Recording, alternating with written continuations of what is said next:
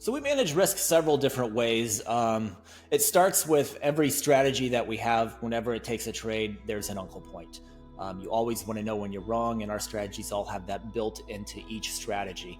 And then there's multiple strategies within our programs. So our programs also have a daily uncle point. So there could be multiple strategies trading for the day, but the program has a risk level on top of those individual strategies that will, be our uncle point for the day. We're not going to put all of our money in on one trade on one day and risk a disaster happen. You got to stick around for the long term in trading. So you take little bites at a time, and you manage your risk so that you can do that and you can live to see another day. So we do it by uncle points on individual strategies, daily risk levels for the programs, and then we've got maximum limits on how many trades that can be taken in a given day as well.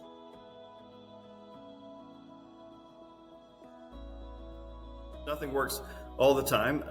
All strategies have periods of them not working, and it's typically, and the reason is counterintuitive, it's not because the strategies aren't working as much as the market's not conforming to their historical tendencies. Everything we do is based upon statistical expectations using decades of very detailed and very specific and very contextual research.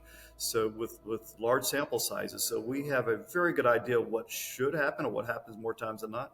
But sometimes the markets don't conform for a number of reasons. There are outside influences. There are unique risk in the market that show up overnight. But the market tends to digest this fairly quickly, and within a month or two, typically, sometimes 3 or more, but we'll recover and get back to more normal trading. And then there's also just the random sequence of returns. Just like flipping a coin, if you flip a coin 100 times, you're going to have 5 or 6, 7 heads or tails in a row. It's almost a statistical fact. It's just the law of sort of large numbers. So there are times when all of our strategies just have a random sequence of bad luck. So we don't try to fix them.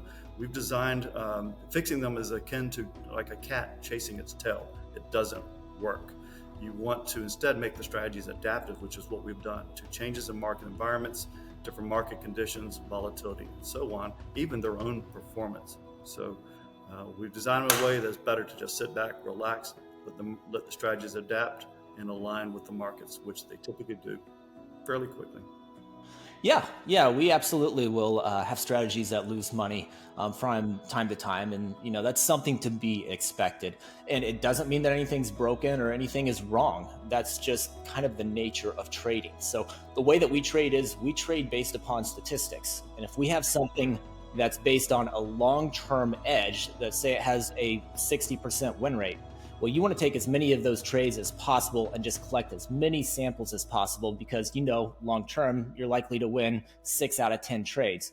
Every once in a while, the market will go into a phase where it doesn't align with those statistics, and it'll get a little bit lopsided and do something that it typically doesn't do. And when that happens, we're still trading based upon that 60% stat. So we'll go through periods when the market's not conforming to historical stats, but we're not going to change our way of trading just because the market's doing something a little bit different than it's done for the past 20 years. We're going to stick to the process, stick to the statistics, and let the law of large numbers play out over time, because the market has always come back to those types of statistics with a long-term edge.